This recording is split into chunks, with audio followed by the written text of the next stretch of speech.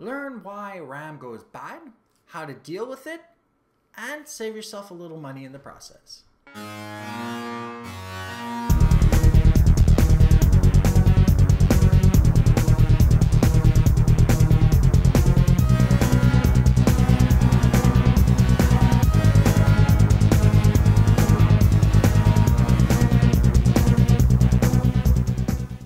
This is TQA Weekly. I'm the host, Steve Smith, aka ZAccess, and yes, you may call me that. And if you ever have any questions, comments, suggestions, and/or stories related to technology or your computer or gadgets, email me at ask@tqaweekly.com.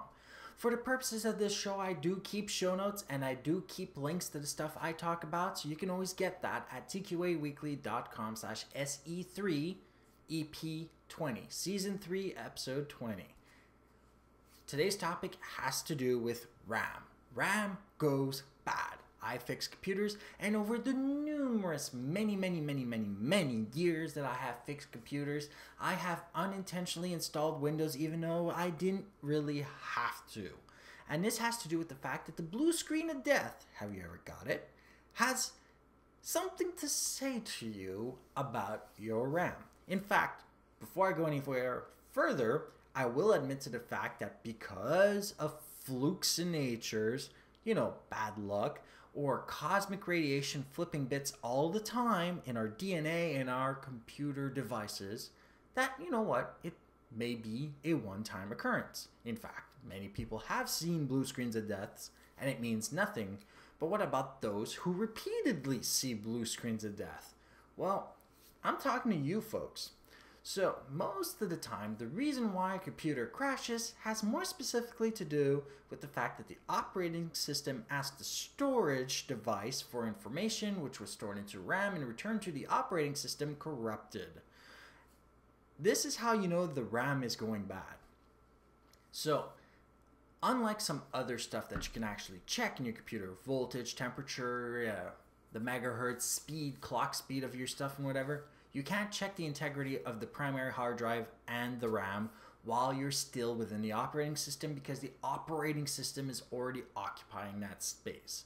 Because of that, you have to use special software, which I'll get into right after. So, because we know that the RAM can be damaged, what we need to know is how was it damaged? What are the possibilities of being damaged? So, RAM can be damaged and is, by the way, susceptible to many of the same stuff all your other hardware is susceptible to by the process of overheating, over voltage, stress, and general usage. Throw general usage out the window. That just means that we're using the hardware. That is normal. Stress, well, if you're just turning your computer on, going on Facebook, you're not actually stressing out your computer unless you have really low amounts of RAM. And if you are playing games on it all the time, leaving it on 24 hours a day, 7 days a week, 365 days a year, you are stressing out your computer for no good reason.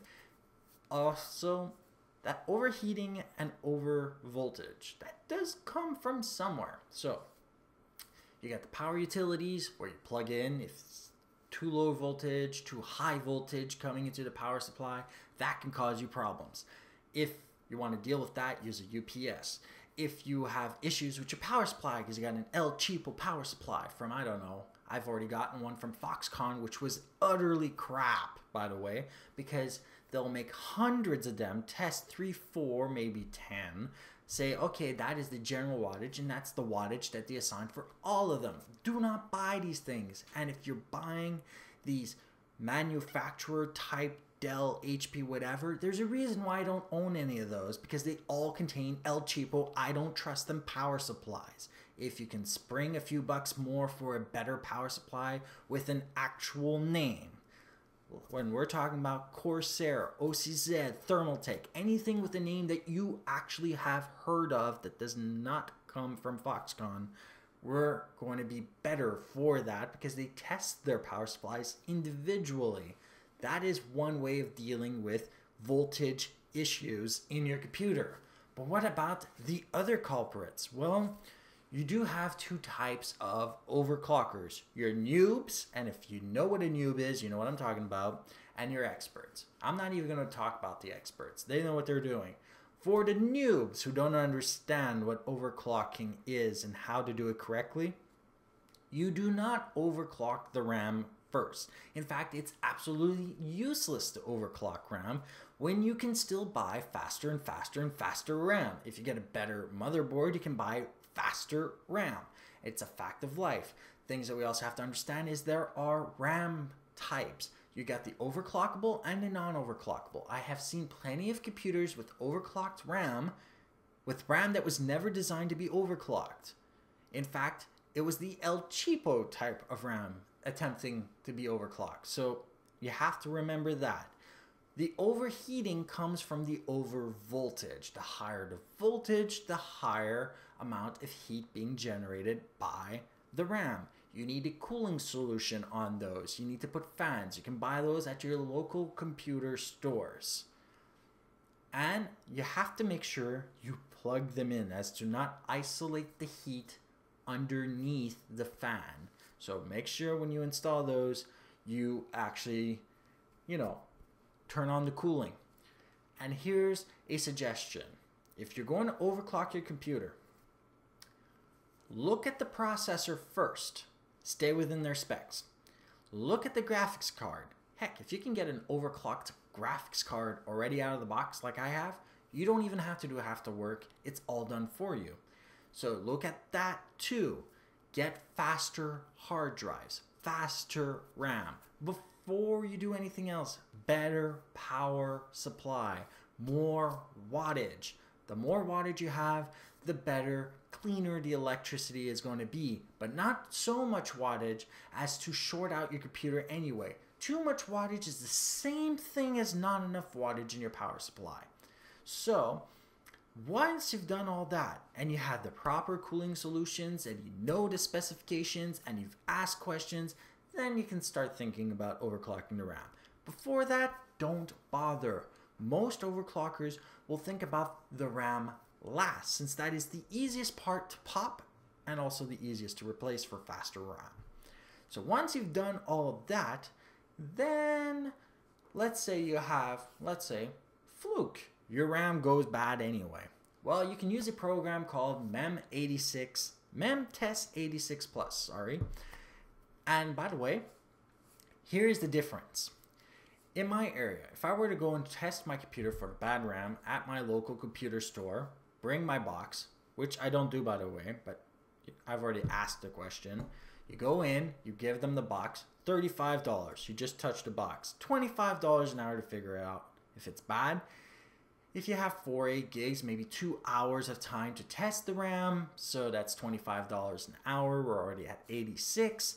Plus, may want to change that bar of RAM, so anywhere from $25 to several $100s, depending on what kind of RAM. All that money I gave the guy to test the RAM is not worth it. memtest86 plus is absolutely free. You can burn it to a disk, and you can actually put it on a USB jump drive. Doing so gives you the ability to test for yourself and any other computer you own the RAM. Testing the RAM more than once is actually better for you because you will actually determine over a longer period of time if the RAM is good. In fact, if you buy new RAM, run this test on them before you put them in your operating system to see if they're good or bad. If they're bad, just bring them back and change them. At that point, if you're not spending that 85 theoretical 2 hours of time of their time dollars, you can replace the RAM for the same amount of money you just saved getting a free product, which runs, by the way, outside the operating system. You can download it at memtest.org, by the way. So with the exclusion of possible BIOS issues in your computer, by the way, your main board, by the way, you should check the manual and the website for the newly updated lists of compatible RAM solutions. With the exclusion of that, there is no drivers and there is no software you need to install for RAM. So, much like most people like saving time, to change RAM, you remove the old one, which is bad, and install the new one. Nothing to install, your Windows is safe. And you just saved yourself a lot of time attempting to do a backup, and reinstalling Windows, which, by the way, doesn't necessarily help you at all. Bad RAM is bad RAM. Next week, I talk about DNS, but more specifically, the Open DNS solution. They've got the personal and the business solutions, and they've got two types of personal solutions, which I'm more focused on. Is what I'm going to call the normal internet and the kids safe internet. So I'm going to be talking about how 2 new IP addresses in your router or in your computer can keep the internet flowing freer and safer and more openly for you and protect your kids at the same time. So remember to like this episode if you're interested in today's topic, share if you think someone else can ever possibly benefit from this topic, and subscribe if you wish to learn more. If you are interested in other ways of subscribing to my show, whether by RSS, YouTube, blip.tv, Vimeo, Miro Community, or any other way that I have currently, or even subscribing to our weekly newsletter, head over to tqaweekly.com. And don't forget, you can always send me your questions, comments, suggestions, and or stories to ask@tqaweekly.com or using the contact form at tqaweekly.com. Stay safe and online, and have a great day.